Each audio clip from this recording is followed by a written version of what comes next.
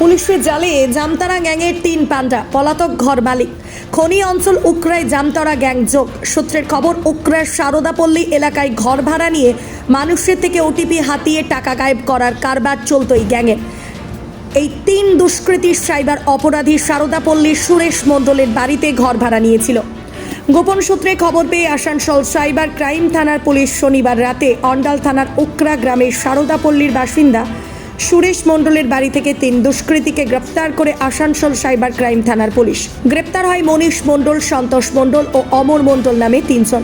প্রথম 2 জন ঝাড়খণ্ডের জামতারা থানার কর্মাটার ও শেষজন দেওঘর থানার বাসিন্দা।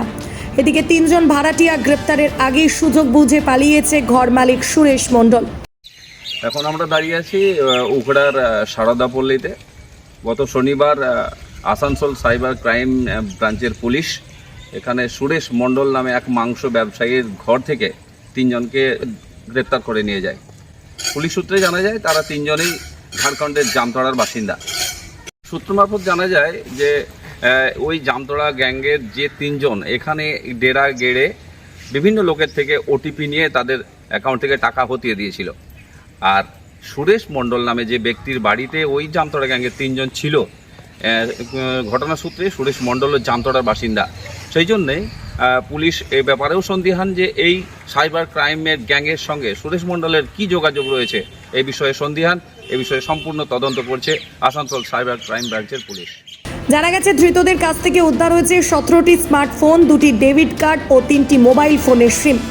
পুলিশ সূত্রে জানা গেছে ধৃতরা মোবাইল ফোনের মাধ্যমে অন্যের ওটিপি জেনে টাকা হাতিয়ে নিত। সাইবার অপরাধের সাথে যুক্ত এরা, সেই অভিযোগে এদের গ্রেপ্তার করা হয়েছে। তবে প্রশ্ন উঠতে শুরু করেছে খনি অঞ্চলে জামতারা গ্যাং কিভাবে সক্রিয়। এ নিয়ে আতঙ্ক ছড়িয়েছে এলাকায়। এই বিষয়ে উকরা অঞ্চলের তৃণমূল অঞ্চল সভাপতি তথা উকরা পঞ্চায়েতের উপপ্রধান শরণ সাইগল জানান, উকরা এলাকায় এই ধরনের অপরাধ কোনোভাবেই মেনে নেওয়া যায় না। সারদাপল্লীর মতো একটি জায়গায় যে বসবাস করছে এটা আমাদের ধারণার মধ্যেই ছিল না। যার বাড়িতে ওরা বসবাস করছিল ভাড়াতে, যা শুনছি, তো সেই লোকটিও কিন্তু ভালো নয়। সেই লোকটি বাজারে প্রচুর টাকা দেনা করেছে।